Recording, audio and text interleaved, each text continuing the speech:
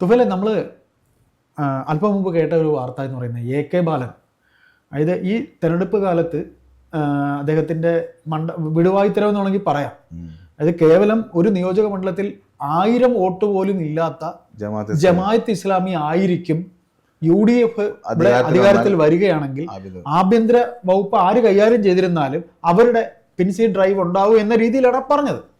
ഏതായാലും പിണറായി വിജയൻ തന്നെ പലപ്പോഴായിട്ട് ഇവരുടെ സഖാവ്, അതായത് ഇവരുടെ സെക്രട്ടറി MB ഗോവിന്ദൻ സംസാരിക്കുമ്പോൾ മൈക്കുകളുടെ മുന്നിൽ പറയുന്നത് എന്തെന്ന് ഓർമ്മ വേണമെന്നൊരു വിലക്ക് ഏർപ്പെടുത്തിയിരുന്നു. അതായത് അടിയന്തരാവസ്ഥ കാലത്ത് CPM RSSുമായി യോജിച്ച് പ്രവർത്തിച്ചിരുന്നു, അന്തർധാര ഉണ്ടായിരുന്നു എന്ന്, ശ്രീനിവാസന്റെ ഭാഷയിൽ അന്തർധാര ഉണ്ടായിരുന്നു എന്ന് അറിയാതൊന്ന് അഴിച്ചുപോയി. ആ അടിച്ചാൽ അന്ന് പറഞ്ഞ ബഹുമാനപ്പെട്ട മുഖ്യമന്ത്രിയാണ്. മൈക്ക് കാണുമ്പോൾ ഇങ്ങനെയൊന്നും പറയരുത്. അപ്പൊ ഇവിടെ ഈ പറഞ്ഞത് എനിക്കൊന്ന് ഏഷ്യൻ ന്യൂസിന്റെ പ്രിയ ഇളവള്ളി മഠത്തിന്റെ കൂടെ ഇരുന്നാണ് ഇത് സംസാരിക്കുന്നത്. ആദ്യം ബൈറ്റ് കൊടുക്കുന്നത് പ്രിയ ഇളവള്ളി മഠത്തിനാണ്, ശേഷമാണ് മാധ്യമങ്ങൾക്ക് ഇത് കൊടുക്കുന്നത്. അപ്പൊ എന്റെ സംശയം, അദ്ദേഹം എന്ത് ആണ് ആദ്യം പറയുന്നത് നമുക്ക് ഓർമ്മയുണ്ട്. ഇപ്പൊ അദ്ദേഹം എന്തൊക്കെയാണ് വീണ്ടും പറഞ്ഞിരിക്കുന്നത്?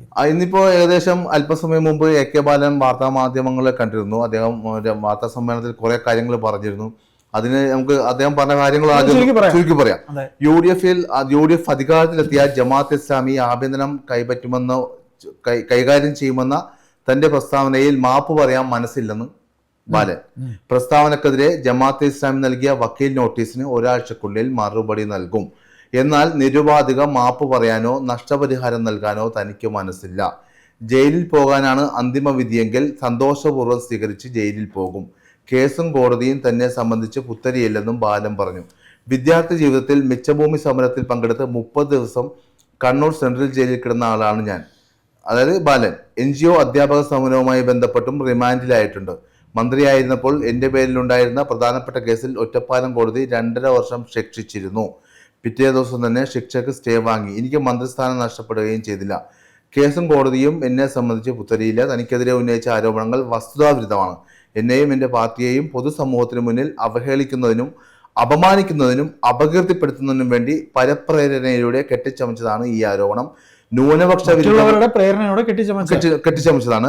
ന്യൂനപക്ഷ വിരുദ്ധ മനസ്സിന്റെ ഉടമയാണ് താൻ എന്ന് വരുത്തുന്നതിനുള്ള ശ്രമമാണ് നടന്നത്.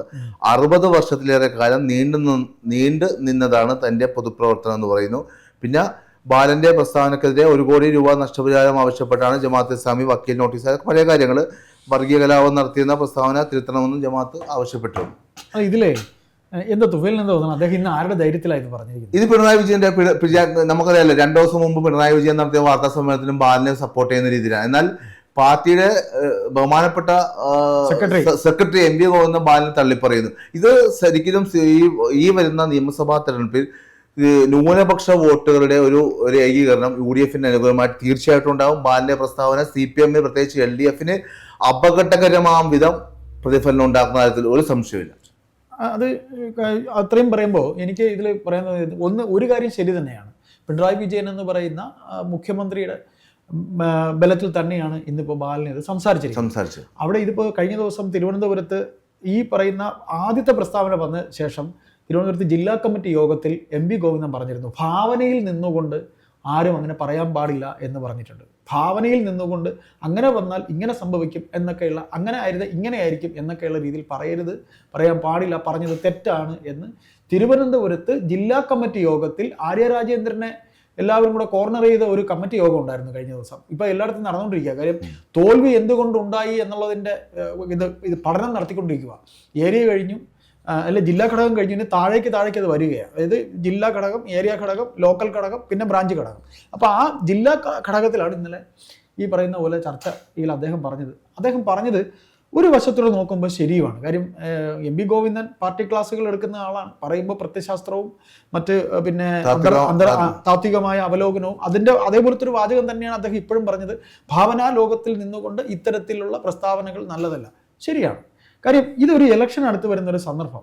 ഒന്നാമത് ഇതിൽ ബാലന് അല്ലെങ്കിൽ ഒരു വാക്കിന് ഒരു മറുവാക്കുന്ന രീതിയിലും ഈ പറയുന്ന രീതിയിൽ ഞങ്ങൾ പറഞ്ഞത് വീണെടുത്ത് കിടന്ന് ഉരുളാൻ വേണ്ടിയിട്ട് നമ്മൾ ബഹുമാനപ്പെട്ട മുഖ്യമന്ത്രിയെ തന്നെ നമ്മൾ ആദ്യം ഒരു ചെറിയ ഉദാഹരണം എടുക്കാം. PMC വിഷയവുമായി ബന്ധപ്പെട്ട് ഈ പറയുന്ന CPI എന്ന് പറയുന്ന പാർട്ടി ഇതുവരെ നമ്മൾ ആരും പ്രതീക്ഷിക്കാത്ത രീതിയിൽ അവർ തിരിച്ച് പ്രതികരിച്ച് കഴിഞ്ഞിട്ട് അന്ന് വൈകുന്നേരത്തെ പത്രസമ്മേളനത്തിലാണ് അദ്ദേഹം തോറ്റ ദിവസമാണ്. അദ്ദേഹം തോറ്റ് പത്രക്കാരെടുത്ത് വന്നിരുന്ന് പ്രസ്താവന അദ്ദേഹത്തിൻ്റെ മീറ്റ് ദ പ്രസ് വയ്ക്കുമ്പോൾ അദ്ദേഹം അന്നാണ് ഓരോരുത്തരുടെ നമ്മളെ സാധാരണക്കാരുടെ പെൻഷൻ വർദ്ധിപ്പിച്ച കാര്യം പറഞ്ഞുകൊണ്ട് അദ്ദേഹം ജയിക്കുകയാണ്. അദ്ദേഹം തോൽക്കാറില്ല, അദ്ദേഹം ഒരിടത്തും തോൽക്കാറില്ല. അങ്ങനെ പറഞ്ഞ ഒരു സംഭവം ഓർമ്മ. അത് ആ മറ്റേ വിഷയം മൂടാനായിട്ടാണ് അദ്ദേഹം അത് പറഞ്ഞത്.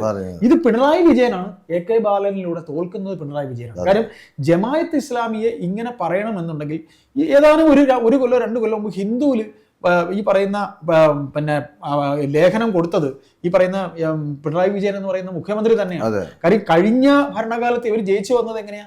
ആരുടെ വോട്ടിനാ? കാര്യം ഇവര് പോലും പ്രതീക്ഷിക്കാത്ത തരത്തിൽ ന്യൂനപക്ഷങ്ങൾ തങ്ങളുടെ രക്ഷകരാണ് ഇവരെന്ന് ഒരു വേള ചിന്തിച്ചു പോയി. അങ്ങനെയാണ് ബേപ്പൂർ സ്വന്തം മരുമകൻ പോലും ജയിച്ചു പോയത്. ഇവർക്ക് വിചാരിച്ച 2024 ലോക്സഭാ ഇലക്ഷന് ശേഷം പ്രത്യേകിച്ച് ഭൂരിപക്ഷ വോട്ടുകളെല്ലാം ബിജെപിയിലേക്ക് പോയി. അതായത് ഇവര് ഭൂരിപക്ഷത്തിനെ സ്നേഹിക്കാനായിട്ടാണ് ഈ പറയുന്ന രീതിയിൽ ഒരു കപട സ്നേഹം വെള്ളാപ്പള്ളി നടേശനോട് കാണിച്ചുകൊണ്ടിരിക്കുന്നത്. വെള്ളാപ്പള്ളി നടേശൻ എന്താണ് എന്നുള്ളവർക്ക് അറിയാത്തതുകൊണ്ടല്ല.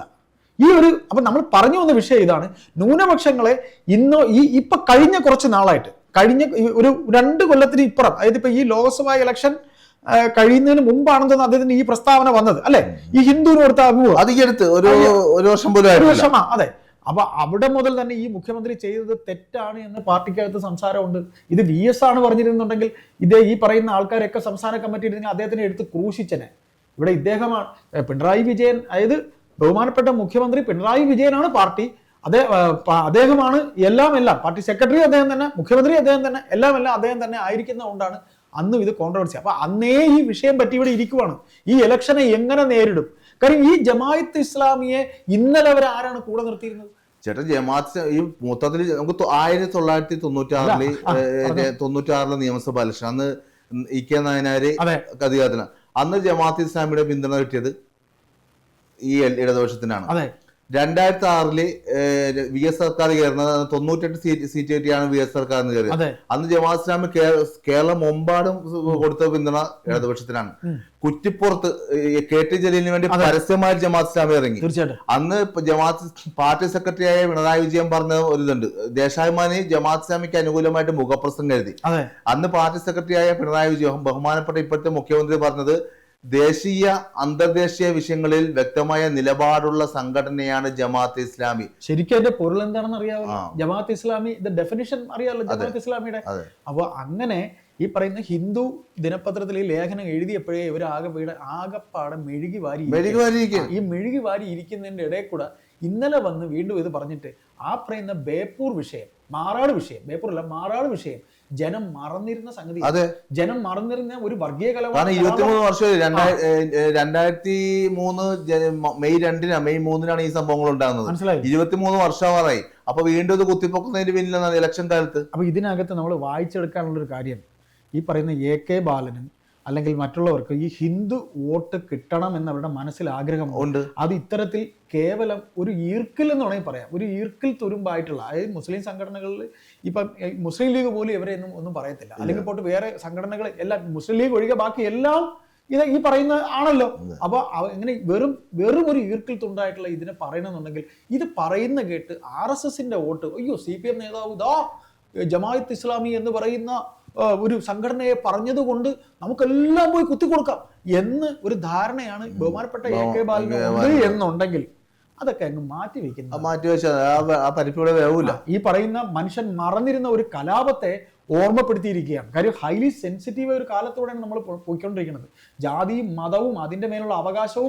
ഈ വെള്ളാപ്പള്ളി നടേശനെ ഈ മാൻഹോളിൽ വീണ് 2 പേരെ രക്ഷപ്പെടുത്താൻ വേണ്ടി നൗഷാദ് എന്ന് പറഞ്ഞ ഒരു, എനിക്കറിയാം, അദ്ദേഹം മരിച്ചപ്പോഴേ നൗഷാദ് മുസ്ലിം ആയതുകൊണ്ടാണ് അദ്ദേഹത്തിന് ഈ ആനുകൂല്യം കിട്ടി എന്ന് പറഞ്ഞത്. എന്ത് വർഗീയ വിദ്യാഭ്യാസം? വെള്ളാപ്പള്ളിക്കെതിരെ കമാന്ത രക്ഷ മിണ്ടാൻ ഈ വെള്ളാപ്പള്ളിക്ക് ഈ AK ബാലനോ പിണറായി വിജയനോ പറ്റുന്നുണ്ടോ? നിങ്ങൾക്ക് ഒരു കാര്യം അറിയാമോ? അതായത് വെള്ളാപ്പള്ളി നടേശൻ എന്ന് മുതൽ ഇങ്ങനെ നാവ് പൊന്തി തുടങ്ങിയെന്ന് ചോദിച്ചാൽ ബഹുമാനപ്പെട്ട VS എന്ന് നിശബ്ദനായി തുടങ്ങിയോ അന്ന് മുതലാണ്. അത് ഈ പിണറായി വിജയൻ തന്നെ മുമ്പ് വിളിച്ചതെന്നാണ് കേരള തൊഗാഡിയാന്നാ വിളിച്ചത്. ഇപ്പൊ വെള്ളാപ്പള്ളി ഇപ്പോഴും പ്രകാശ് ജാവ്ദേക്കർ വന്ന് കണ്ടിട്ട് പോയല്ലോ അല്ലെ? അപ്പൊ അടുക്കളയിൽ ഇരുന്ന് കണ്ടോ, അതേ ഉമ്മറത്തിരുന്ന് കണ്ടോ, അത് ഡൈനിങ് ഹാളിൽ ഇരുന്ന് കണ്ടോ? ഇതിവിടെ ആരും ഒന്നും കണ്ടിട്ടില്ല, ഇവിടെ ആരും കണ്ടിട്ടില്ല. അപ്പൊ ഇതിനകത്ത് ഇത്രയേ ഉള്ളൂ, ഇവിടുത്തെ BJPക്കാരെ സുഖിപ്പിക്കാൻ വേണ്ടിയിട്ട് നടത്തുന്ന ഒരു ശ്രമമാണോ, അല്ലെങ്കിൽ ഭൂരിപക്ഷ സമുദായമേ ഞങ്ങൾ CPM ഇതാ ഈ പറയുന്ന ഒരു സംഘടനയെ പോലും അടുപ്പിക്കുന്നില്ല എന്ന് കാണിക്കാനുള്ള പ്രകടനപരതയാണോ? ഇതൊക്കെ മനസ്സിലാക്കാനുള്ള സാമാന്യ വില നൽകേണ്ടി വരും. അല്ല, ഇതിന് വില നൽകാന്ന് പറഞ്ഞു കഴിഞ്ഞാൽ നമ്മൾ ഈ പറഞ്ഞു, ഇപ്പം തുഫേൽ അല്പം മുമ്പ് പറഞ്ഞു, പിണറായി വിജയൻ ഏതാനും വർഷങ്ങൾക്ക് മുമ്പ് തൊഗാഡിയ എന്ന് പറഞ്ഞില്ലേ, ഇവർക്ക് എപ്പോഴും ബുദ്ധി ഉദിക്കുന്നത് പിന്നീടാണ്. ഇവർ ഇതുവരെ ഉണ്ടായിട്ടുള്ള എല്ലാ പ്രവർത്തനങ്ങളിലും കേവലം ഒരു സാധാരണക്കാരനായ എനിക്ക് മനസ്സിലായിട്ടുള്ളത്, തിരുവനന്തപുരം ജില്ലയിൽ ഈ കോർപ്പറേഷൻ ഭരണം പോകുന്നതിന് മുമ്പ് ഒരു 5 കൊല്ലം ഈ പറയുന്ന ഒരു കൊച്ചു പെൺകുട്ടി ആര്യ എന്ന് പറയുന്ന പെൺകുട്ടി മേയറായിരുന്ന അവസരത്തിൽ ഒരു സാധാരണക്കാരനെ നഗരത്തിൽ ജീവിക്കുന്ന ഒരുത്തനാണ് ഞാൻ കണ്ടതാണ് ഈ കുട്ടി എന്തെല്ലാം കാണിച്ചതാണ്. അതുപോലെ തന്നെ എൻ്റെ വയസ്സും പ്രായമുള്ള അല്ലെങ്കിൽ എന്നെക്കാളും ജൂനിയർ അല്ലെങ്കിൽ സീനിയർ ആയിട്ടുള്ളവർ കണ്ട് ഈ പറയുന്ന BJP എന്ന് പറയുന്ന പാർട്ടി ഇന്ന് തിരുവനന്തപുരം നഗരം ഭരിക്കുകയാണെന്നുണ്ടെങ്കിൽ ആരുടെ പിടിപ്പുകേടാ? അപ്പോൾ ഇവർക്കിപ്പോൾ ആവശ്യം വേണ്ടത് പിന്നെ ഇവരങ്ങനെ ഭൂരിപക്ഷ സമുദായത്തിന് വേണ്ടി നിൽക്കുന്നവരാണ് എന്ന് കാണിക്കാൻ. ഇദ്ദേഹത്തിന് പാലക്കാട് ജില്ലാ കമ്മിറ്റി തന്നെ പറഞ്ഞു, അയ്യോ എൻ്റെ പൊന്ന് സഖാവ് ബാലൻ, അടുത്ത ഇലക്ഷൻ വരെയെങ്കിലും താങ്കളുടെ തിരുവാ ഒന്ന് തുറക്കാതിരിക്കാമോ എന്ന് ചോദിച്ചു 2 ദിവസം മുന്നേ. അപ്പൊ ഇതൊന്നും ഈ പാർട്ടിയിൽ മറ്റുള്ളവർക്ക് ആർക്കും ഇപ്പം ബഹുമാനപ്പെട്ട മുഖ്യമന്ത്രി പിണറായി വിജയൻ പറഞ്ഞതിനാണോ ഒരു ത്രാസ് ഇങ്ങനെ ഇട്ടാൽ താന്നു പോകുന്നത് കൂടുതൽ, അതേ ഗോവിന്ദം പറയുന്നതിനാണോ? ഏതാണ് ഇതിൽ താന്നു നിൽക്കുന്നത്? അപ്പൊ പാർട്ടിയിലുള്ളവർ എന്താ ഇതിൽ കാണേണ്ടത്? നമുക്ക് മനസ്സിലാവുന്നില്ല. ഇത് ഇപ്പോ താങ്കൾ പറഞ്ഞ പോലെ, തുഫേൽ പറഞ്ഞ പോലെ, ഈ വരാൻ പോകുന്ന ഇലക്ഷനിൽ ഇത് തിരിച്ച് ഗുലാനാവാനാണ് സാധ്യത. ഇതിന്റെ ഒരു എക്സ്പ്ലനേഷൻ, ഒരു മീറ്റിംഗ് എല്ലാം കഴിഞ്ഞ ശേഷം AK സെന്ററിൽ, ഇതെന്നല്ല ഇപ്പൊ ആര്യ കഴിഞ്ഞ 5 കൊല്ലം ഭരിച്ചപ്പോൾ അങ്ങനെ പറ്റി, അതുപോലെ തന്നെ തദ്ദേശ ഇലക്ഷനിൽ സ്വർണ്ണക്കൊള്ളയെ നമുക്കുണ്ടായി എന്നൊക്കെ എല്ലാം കഴിഞ്ഞ ശേഷം പഠിക്കുമല്ലോ. കഴിഞ്ഞ ശേഷം വോട്ട് മലബാർ മേഖലയിൽ എന്തുകൊണ്ട് കുറഞ്ഞു? ബേപ്പൂര് മരുമോൻ തോക്കും, PV അൻവർ ഓളം ഉണ്ടാക്കും, മരുമോൻ തോക്കും. അപ്പോഴിത് നമുക്ക് കേൾക്കാം. പാർട്ടിയിൽ വെറും CC ക്ഷണിതാവായ AK ബാലന് ഇത്തരം പാർട്ടി കാര്യങ്ങൾ പറയാൻ ആര് അനുവാദം കൊടുത്തു? അപ്പൊ അദ്ദേഹം പാർട്ടിയിൽ മാത്രമാണ്. അല്ല, ഞാനൊരു പാർട്ടി പക്ഷം ഇത് ബാലനും പിണറായി വിജയനും ഇത് പിൻവലിക്കരുത്. ഈ പ്രസ്താവനകളും തിരുത്തുകയും ചെയ്യരുത്, പിൻവലിക്കുകയും ചെയ്യരുത്, ഒരിക്കലും ചെയ്യരുത്. ഈ ടെമ്പോ ഇങ്ങനെ തന്നെ, ഈ ഇലക്ഷൻ കാലം വരെ ഇങ്ങനെ തന്നെ, ഈ ടെമ്പോ ഇങ്ങനെ തന്നെ നിൽക്കണം. പിന്നെ ഒന്നുകൂടെ ഇതിന്റെ അനുബന്ധമായി ഒരു പിൻകുറിപ്പ് പോലെ പറയാം. ഇവരുടെ നേതാവ്, കണ്ണൂർ നേതാവ് EP ജയരാജൻ, ബഹുമാനപ്പെട്ട EP ജയരാജൻ, അദ്ദേഹം BJP-യിലേക്ക് ചേർന്നില്ല. വൈദേഹി റിസോർട്ടിന്റെ ഉടമ അല്ലേ, അദ്ദേഹവുമായിട്ട് എന്താ സംസാരിക്കാൻ പോയത്? അതിന്റെ നടത്തിപ്പ് അവകാശമാണ് സംസാരിക്കാൻ പോയത് അല്ലെ. ഇവിടെ സാധാരണക്കാരനായ ഒരു പാർട്ടി പ്രവർത്തകൻ, കേവലം ഒരു ലോക്കൽ കമ്മിറ്റി അംഗമാവട്ടെ, ഒരു ബിസിനസ്സുകാരനാണെങ്കിൽ അവൻ ഇതേപോലെ ഒരു സംസാരത്തിന് പോയി കഴിഞ്ഞാൽ അവനെതിരെ ചിലപ്പോൾ കാരണം കാണിക്കൽ നോട്ടീസ് കൊടുക്കേണ്ടി വരും അല്ലെ. അപ്പൊ നമുക്ക് തീർച്ചയായിട്ടും ഇവരെയൊക്കെ പോലെ കാരണവന്മാർക്ക് അടുപ്പിലും ആകാം. അത്രേ നമുക്കിതിൽ പറയാനുള്ളൂ.